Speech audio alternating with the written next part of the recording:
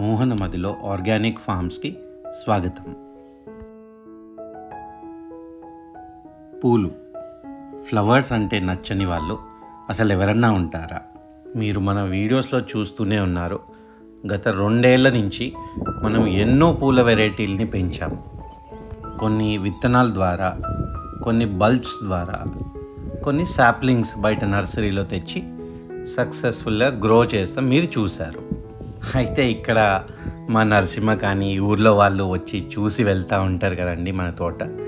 వాళ్ళు కానీ, అరే పూలు ఎందుకు పెంచుతున్నారు, అసలు మీకు ఏం పనికొస్తాయి, అవసరం ఏంటి, వేస్ట్గా మీ ఎనర్జీ టైం అంతా వేస్ట్ చేస్తున్నారు, దాని బదులు కాయగూరలు పెంచుకోండి, ఏమన్నా వాణిజ్య పంటలు వేయండి, పూలు పెంచితే మీకేమొస్తాయని చాలా డిస్కరేజ్ చేస్తారు. కానీ ఎవరు ఎన్ని చెప్పినా మాకు పూలంటే చాలా ఇష్టం అండి. శైలుకి అయితే ఎస్పెషల్లీ ఎంతో ప్రేమగా పెంచుతుంది, ఎంతో ప్రేమగా హార్వెస్ట్ చేసి దేవుడికి పూజలకి వాడుతుంది, తన తల్లో పెట్టుకుంటుంది, అప్పుడప్పుడు అషీరాకి పెడుతుంది. సో మాకెంతో ఇష్టం అండి. తెలియని వారు అలా పూలను తీసి పడేస్తారు, కానీ అసలు పూల వల్ల మనకి ఎన్ని ఉపయోగాలండి. అసలు పూలే కనుక లేకపోతే మనిషి మనుగడకే చాలా ఇబ్బందికరం అండి.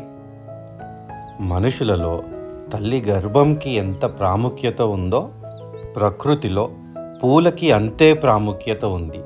ఓ తల్లి తన బిడ్డని నవమాసాలు మోసి ఈ భూమిపైకి తేవటం ఎంత అద్భుతమో, అలానే పూలు కూడా మన ప్రకృతిని పునరుత్పత్తి చేయటం అంతే అద్భుతం.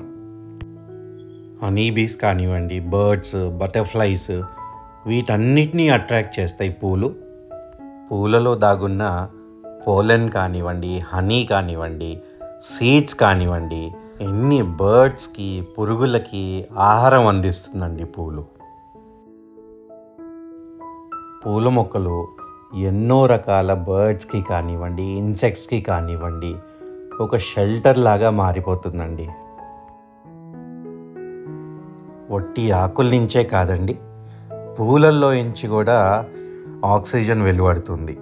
కార్బన్ డైఆక్సైడ్ అంతా తను లోపల తీసేసుకుని మనం పీల్చుకునే స్వచ్ఛమైన ఆక్సిజన్ని పూలు కూడా ఇస్తాయి.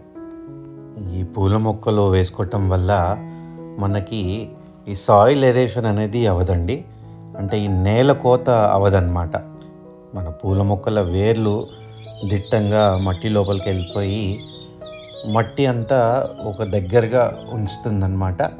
ఎందుకంటే ఈ ఎక్కువ నీళ్ళ ప్రవాహం ఉన్నా కానీ, మనకి వరదల వల్ల కానీ, అలాంటప్పుడు మట్టి కొట్టుకెళ్ళిపోకుండా ఈ వేర్లు, ఈ మొక్కలు అనేది మట్టి ఎక్కడికి వెళ్ళకుండా కాపాడుతాయి అన్నమాట. మీరు కూడా మాలాగా పూల ప్రేమికులైతే ఈ వీడియోని తప్పక లైక్ చేయండి. అయితే ఈ ఫార్మింగ్ జర్నీకి మేము కూడా కొత్తే అండి. అయితే మీ నుంచి మాకు ఒక హెల్ప్ కావాలి. 365 రోజులు పూలతోని ఉండే మొక్కలు మాకు చెప్పండి. గులాబీలు, మందారాలు ఇలా తెలుసు. సో ఇలాంటి మొక్కలు ఇంకా చాలా ఉన్నాయండి. సో మీరు పెంచే మొక్కలు కానివ్వండి, మీ పెరట్లో ఉన్న మొక్కలు కానివ్వండి, మీ టెర్రస్ గార్డెన్ పైన ఉన్న పూల మొక్కలు కానివ్వండి, సో అలాంటి మొక్కలు ఏదైతే 365 రోజులు కూడా పూలతో నిండుగా ఉండే మొక్కలు సజెస్ట్ చేయండి. డెఫినెట్గా మీ సజెషన్ మేరకు ఈ పూల మొక్కలు ఎలాగోలా సంపాదించి మన మోహనమదిలో పెట్టి మీ అందరికీ కూడా మళ్ళీ చూపిస్తాను ఎంత నీట్గా పెంచుతున్నామో, ఎంత ప్రేమగా పెంచుతున్నామో అని. మన దేశంలో పూలకి ఎంత ప్రాముఖ్యత ఇస్తామండి. పుట్టినప్పుడు పూలే, చనిపోయినప్పుడు పూలే, పెళ్ళికి పూలే, రిసెప్షను, ఎంగేజ్మెంటు, హల్దీ అంటారు, అన్నిటికీ పూలతోనే ఆరంభం, పూలతోనే ముగింపు. February 14th వచ్చినంటే చాలండి, రెడ్ రోజెస్ కొరత ఇంత అంత కాదు. మరి అంతమంది ఆ రెడ్ రోజెస్ తీసుకెళ్ళి వాళ్ళ ప్రేమని వ్యక్తం చేస్తామని వెళ్తారు. మరి ఎండ్ రిజల్ట్ ఏమవుతుందో తెలియదు, కానీ పూలు అమ్ముకునే వాళ్ళు మాత్రం చాలా బాగుపడతారు.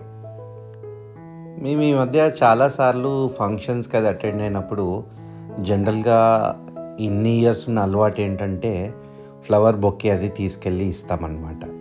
సో ఈ మధ్య అయితే కంప్లీట్గా అవాయిడ్ చేస్తున్నామండి. మేము డ్రై ఫ్రూట్స్ కానీ అలా ఏమన్నా పనికొచ్చే హెల్దీ గిఫ్ట్స్ ఏమన్నా ఇస్తాము. లేదంటే నీట్గా మంచి ఫ్లవర్ పాట్ కానివ్వండి, మంచి జేడ్ ప్లాంట్ కానివ్వండి, నీట్గా ప్యాక్ చేసి మంచి పాట్లో గిఫ్ట్ ఇవ్వటం జరుగుతుంది. ఇది హెల్దీ అండ్ ఆర్గానిక్ కదండి. ఎందుకు ఆ ఫ్లవర్ బొకే కూడా వాళ్ళు ఇంటికి కూడా తీసుకెళ్ళరు కనీసం. సో అందుకనే చూస్తానికి అది బాగుంటుంది, ఫొటోస్ అది బాగా వస్తాయి, కానీ అది క్యారీ చేయలేరు కదండి ఇంటికి.